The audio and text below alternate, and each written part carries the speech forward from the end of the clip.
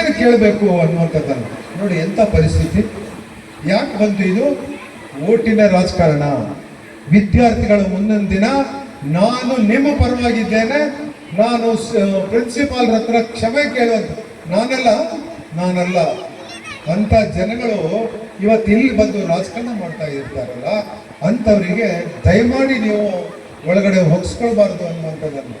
ಅಂಥವ್ರಿಂದ ಒಬ್ಬ ಶಿಕ್ಷಕರು ಅವಮಾನಗೊಳಿಸುವಂಥದ್ದು ನನ್ನ ಕಣ್ಣು ಮುಂದೆ ಆಯ್ತಲ್ಲ ಅನ್ನುವಂಥ ನೋವು ನನಗಿದೆ. ನಾನು ಅವ್ರು ಯಾವಾಗ ಕ್ಷಮೆ ಕೇಳಬೇಕು ಆ ವಿದ್ಯಾರ್ಥಿಗಳು ಹೇಳಿದ್ರಲ್ಲ, ನಾನು ಅಲ್ಲಿಂದ ಬಂದ್ಬಿಟ್ಟೆ. ನಾನು ನಿಲ್ಲಿಕ್ಕೆ ಹೋಗ್ಲಿಲ್ಲ. ಯಾಕೆಂತ ಹೇಳಿದ್ರೆ ಒಬ್ಬ ಶಿಕ್ಷಕರನ್ನ ವಿದ್ಯಾರ್ಥಿಗಳು ಕ್ಷಮೆ ಕೇಳಬೇಕು ಅನ್ನುವಂಥ ಯಾವ ತಪ್ಪು ಮಾಡಿದಾರಪ್ಪ ಅವರು?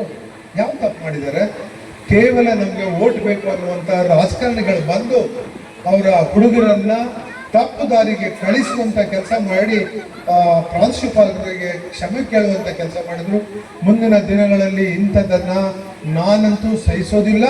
ಮತ್ತು ಅಂಥವ್ರು ಯಾರಾದರೂ ಮಾಡುವಂತ ಧೈರ್ಯ ಮಾಡಿದ್ರೆ ನಾನು ಅವ್ರಿಗೆ ಎದುರಿಗೆ ನಿಂತು ಶಿಕ್ಷಕರ ಪರವಾಗಿ ನಾನು ಇರ್ತೇನೆ ಅನ್ನುವಂಥ ಮಾತನಾಡ್ತಾನೆ.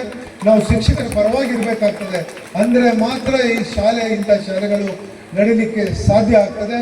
ಹೀಗಾಗಿ ಇವತ್ತು ಇಲ್ಲಿ ಅನೇಕ ಗಣ್ಯರು ಈ ಶಾಲೆಗೆ ಉಚಿತ ಶಾಲೆಗೆ ಪುಕ್ಕಟೆಯಾಗಿ ಜಾಗವನ್ನ ಕೊಟ್ಟಿದ್ದಾರೆ ಎನ್ನುವಂಥದ್ದನ್ನು ತಿಳ್ಕೊಂಡೆ. ಏನು ಲಾಭ ಇದೆ ಅವರಿಗೆ?